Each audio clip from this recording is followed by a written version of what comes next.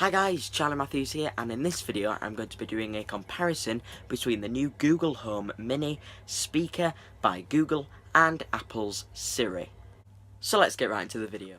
Okay then, so here I have an iPod Touch which has Siri enabled, and I also have the Google Home Mini. Once again, this is the Google Home Mini and not the Google Home. Okay, so in this video I'm going to be comparing the two, what things they can do, what things they can't do, and which one is better overall price-wise as well. Okay, so first of all, let's start with the Google Home. The Google Home came out last year at December. Well, there was a massive sale on which went down to about £34 that you could get this smart speaker from Google from. I got this from Currys and PC World, my local retailer, and it is incredible. It is really, really good. It can do a lot of things that actually this can't do, which I will go through. But it's so compact. The only thing that is not good, that I don't like about it, is that it doesn't run on batteries, so you have to actually plug it in order for this to work, because if you unplug it, it will not work anymore. Okay, so in this video I'm going to be comparing the two. But that is the Google Home there. It's quite small. It does come with a charger, and that's obviously the phone that has the Siri on it. Okay, so let's go through a few features that the Google Home can do. Okay, so you can basically ask it anything you want. Okay, so I'm going to ask this thing by saying the words "Okay Google." It will then turn on, but it will now say something because I've said "Okay Google." Sorry, I don't know how to help with that. Okay, but now we're going to see what this thing can do. Okay, so let's start by asking it, what is the time? Okay, Google, what is the time? 3:59. And it is 3:59. Okay, so let's do a test on Siri and see whether this works. What time is it, Siri? It's 15:59. Okay, it does say 15 rather than 3, which is, it is fine, but it would just be simpler on how Google have actually done this. Okay, so let's ask it another question. Okay, Google, what is the weather going to be like in Huddersfield tomorrow? Tomorrow in Huddersfield there will be showers with a high of 5 and a low of 1. Okay, so it tells you the higher temperature that it's going to be and the lower temperature. And let's ask Siri, what is the weather going to be like in Huddersfield tomorrow? Checking out the weather in Huddersfield. You'll need an umbrella tomorrow. So basically all it says is that you'll need an umbrella and gives you that page there, which has the lows and the highs and everything on it. But that just tells you straight off, because this does not have a display on it. It only has the lights on the top. Come on, show the lights. There we go. So the lights on the top there. Okay, so first of all, this can tell you, by the looks of it, it can tell you a lot more information than what Siri can. You can also do a bunch of other features on here, like a quiz. So let's see what happens when we go onto Siri and say quiz. Quiz. Was it something I said? I'll go away if you... So first of all, it's come up with quit, which is not what I said. So let's try that again. Quiz. Checking on that. Here's Okay. some information. So basically, what this has a habit of doing is searching the web for whatever I say to it, or saying I don't understand, where this thing here actually tells you exactly what you need to know. Okay, so this has come up with the definition of a quiz off Wikipedia. So let's ask Google quiz. Okay, so let's just say the word quiz. Okay, Google, quiz. Oh yeah, this is so much better than telling you about the weather. Let me get into character.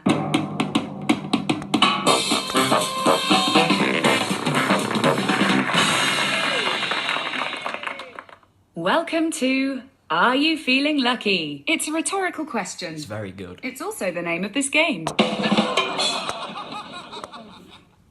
You know who I am, the host of this silly show. How many are out there? 1 player.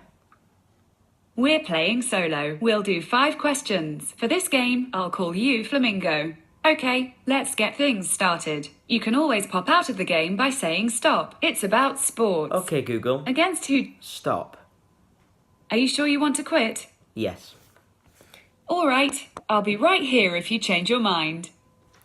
Okay, so basically what it does, it does an actual quiz with 5 rounds of 1 question for each round. You can have a maximum of 5 players, and basically Google have really gone to town with the features on this speaker that I would not have thought that they would have gone into such detail with the answers, rather than Siri that just says, "I'm sorry, I don't understand."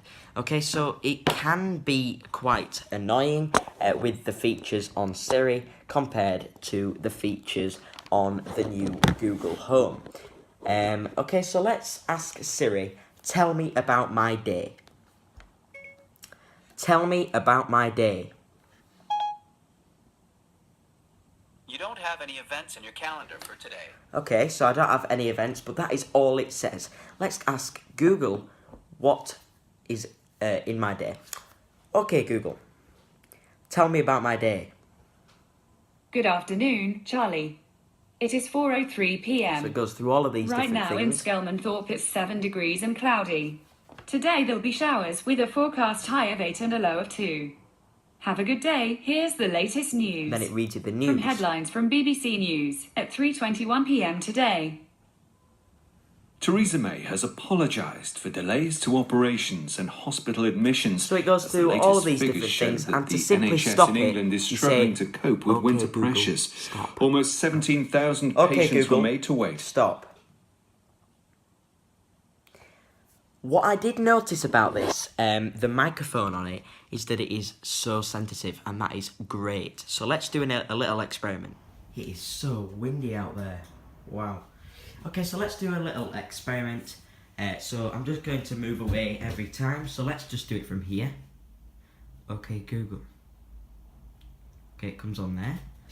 Let's go a bit further back. Sorry, I don't know how to help with that. Okay, Google. Bye. Cheerio. Tell you what, I'll go right to the back of the house and I'll zoom in. Okay, Google. And it turns on and I'm right back here. That is very, very sensitive. I can only help you with a second request. There we go. And that How is lovely. Welcome back. very sensitive rather than Siri's. Okay, so let's do the same test again from here. Hey Siri. Okay, so that comes on. Move back a bit.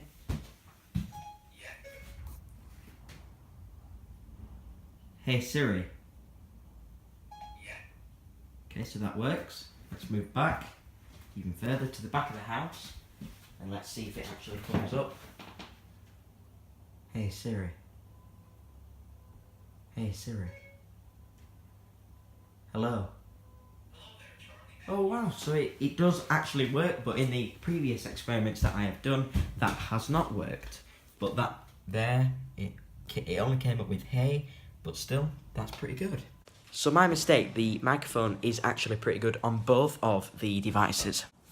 Both of the assistants are very, very advanced, but I think overall, the Google Home really beats it because of the technical answers that it gives, the way it's constantly searching the web because it's made by Google, so it needs an internet connection to actually go onto the web and search for all of these different answers, whereas Siri literally just searches the web, whereas Google puts it into a word a phrase that would be quite advanced in speaking and would give you that answer like there. So I think that Google Home is better than the iPhone. It is worth knowing though that the Google Home does require a device to use because you need to download the Google Home app and obviously Siri needs a device to use as well. I'm just going to show you a quick walkthrough of the Google Home app.